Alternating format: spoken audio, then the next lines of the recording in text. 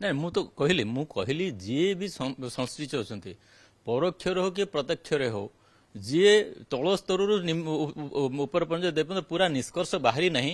ଏବଂ ଆପଣ ଦେଖନ୍ତୁ ଯେତେ ଆମେ କହୁଛୁ ଯେ ଫଣ୍ଡିଂର କେମିତି ବିନିଯୋଗ କରାଯାଉଛି ପ୍ରପରଲି ବିନିଯୋଗ କରାଯାଉଛି ନା ନାହିଁ ଏବଂ ଏଇ ଯୋଉ ମର୍ଡରଟା ହେଲା କୋଉ କୋଉ ପରିସ୍ଥିତିରେ ହେଲା ବିଗତ ଦିନରେ ଯୋଉ ଆତ୍ମହତ୍ୟା କି ହତ୍ୟା ହେଇଛି କୋଉ ପରିସ୍ଥିତିରେ ହେଲା ଏସବୁ ଯାକ ଭଲ ଭାବରେ ଯଦି ପୁରା ଇନକ୍ୱାରି ହେଇଯିବ ତାହେଲେ ନିଶ୍ଚିତ ଭାବରେ ସମସ୍ତେ ଆସିଯିବେ ଯୋଉମାନେ ଦୋଷୀ ଅଛନ୍ତି।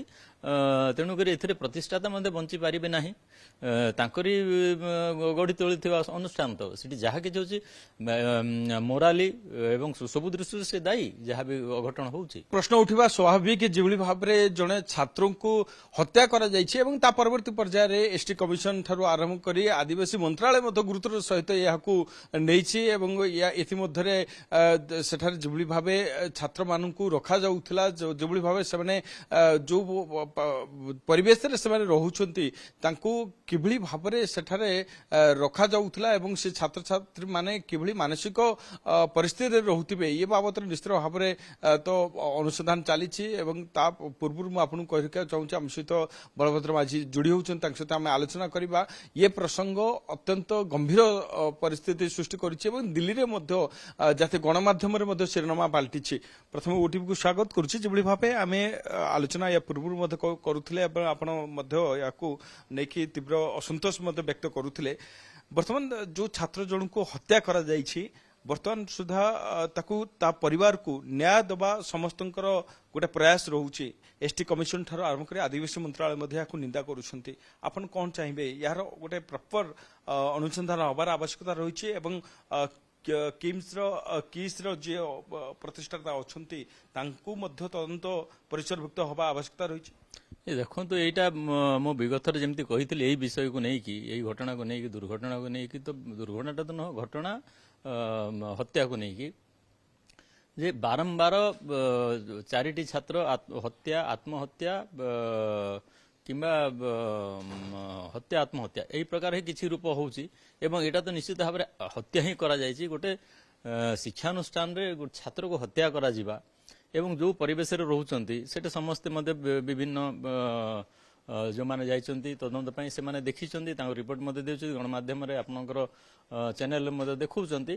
ୟାକୁ ବିଧିବଦ୍ଧ ଭାବରେ ଆନୁଷ୍ଠାନିକ ଭାବରେ ଏନକ୍ୱାରି କରାଯାଇକି ଏସଟି କମିଶନ ନେଇଛନ୍ତି କିନ୍ତୁ ମୁଁ ମଧ୍ୟ ବ୍ୟକ୍ତିଗତ ଭାବରେ ଏସଟି କମିଶନ ଏବଂ ଏସଟି ମନ୍ତ୍ରଣାଳୟର ମନ୍ତ୍ରୀଙ୍କୁ ଅବଗତ କରିବି ଲିଖିତ ଭାବରେ ଯେ ଏଇ ଅନୁଷ୍ଠାନର ଯେଉଁ ପ୍ରକାର ବର୍ତ୍ତମାନ ଚାଲିଛି এইটা কেবল কৌশি ব্যক্তি বিশেষর আমি বিফলতা কহবা না বারম্বার ঘটনা হচ্ছে তা সহ করেকশন করা যাও না এবং সেই প্রকার মনমানি চালিছি তো এথিরে পুঙ্খানুপুঙ্খন তদন্ত করিকি উচ্চরু উচ্চতম মানে স্তরের এনকোয়ারি করা মু আশা করিবি সরকার পদক্ষেপ নেবে এবং কেবল জনে ব্যক্তি জনে তল স্তরের নুহ পুরা তাঁর প্রশাসনিক ব্যবস্থার প্রতিষ্ঠাতাঠু নেই সমস্তে जार जार भी दोष ये मिल कार्यानुष्ठान हवा कथा।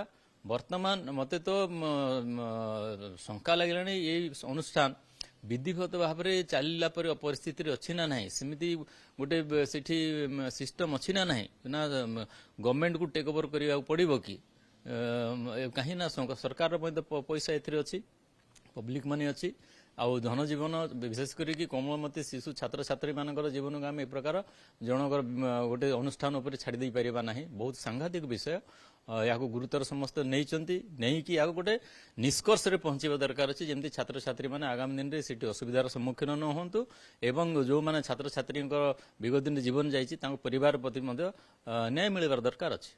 आज को 8 दिन हो गलानी बर्तमान तांकर परिवार लोक मध्य न्याय अपेक्षा रही अनपेक्षा जब आम आलोचना करवा ताले निश्चित भाव में देखो अनेक फंडिंग आसूची फॉरेन फंडिंग आसूची देश मध्य अनेक जगह मध्य फंडिंग करा जाउची काहे की फंडिंग करा जाउची एथि पई करा जाउची जे स्टूडेंट मानू को प्रॉपर्ली सेटर केमति रखा जाई परिबो तांकर मानसिक स्थिति ठर आरंभ करी तांकर सब किछि रक्षणाबेक्षण दायित्व अनुष्ठान ही नबो कि एभली एक हत्या घटना को नेकी जेभली भाव लुचा जिबा तांक परिवार को मतलब मिसगाइड करा जिबा याकु नेकी आपण भाबुना कि गोटे सीबीआई भली अनुष्ठान तदंत करिवार आवश्यकता रही दरकार पड़े सेटा भी हवा दरकार कहीं हवा दरकार ଯେ ଏମାନେ ଯୋଉ ପ୍ରକାର ଫଣ୍ଡିଂ ଆଣୁଛନ୍ତି ବିଭିନ୍ନ ସଂସ୍ଥାରୁ ବିଦେଶରୁ ହଉ କି ସରକାରଠୁ କି ଅନ୍ୟ ଦେଶ ଭିତରୁ ଦାତବ୍ୟ ଅନୁଷ୍ଠାନ ମାନଙ୍କରୁ ନିଶ୍ଚିତ ଭାବରେ କହିକି ଆସୁଥିବେ ଯେ ସେମାନେ ଗରିବ ଛାତ୍ରଛାତ୍ରୀ ମାନଙ୍କୁ ଗରିବ ବର୍ଗର ଆଦିବାସୀ ପିଲାଙ୍କୁ ଆମେ ପାଠ ପଢଉଛୁ। ପାଠ ପଢେଇବା ମାଗଣାରେ ପାଠ ପଢେଇବା ଠିକ ଅଛି, ଏଇଟା ଗୋଟେ ଆପଣ ଧର୍ମ କାମ କରୁଛନ୍ତି, କିନ୍ତୁ ଛାତ୍ରଛାତ୍ରୀ ଗୋଟେ ଗୋଟେ ତ ମଣିଷ ପରି ରହିବେ ନା ନାହିଁ।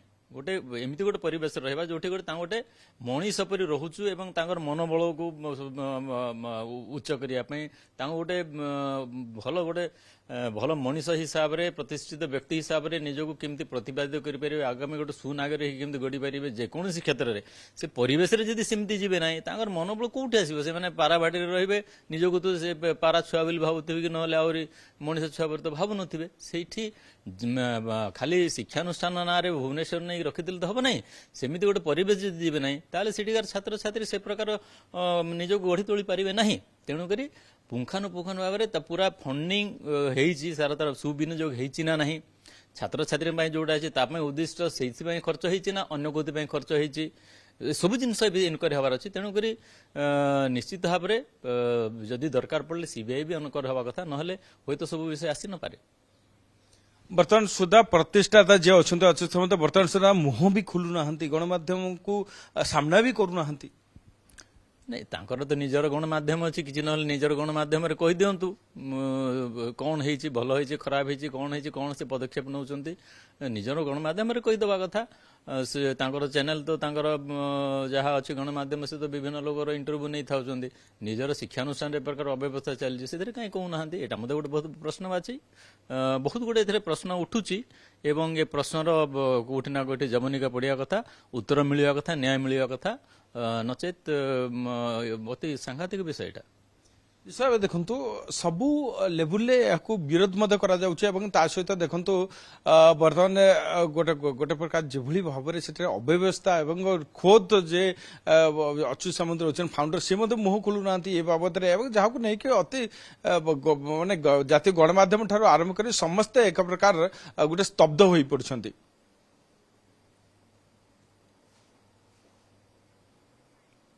ନିଶ୍ଚିତ ଭାବେ ଦେଖନ୍ତୁ ଅଚ୍ୟୁତ ସାମନ୍ତଙ୍କୁ ପଚରା ଉଚରା ହେବା ଆବଶ୍ୟକତା ରହିଛି କି ନାହିଁ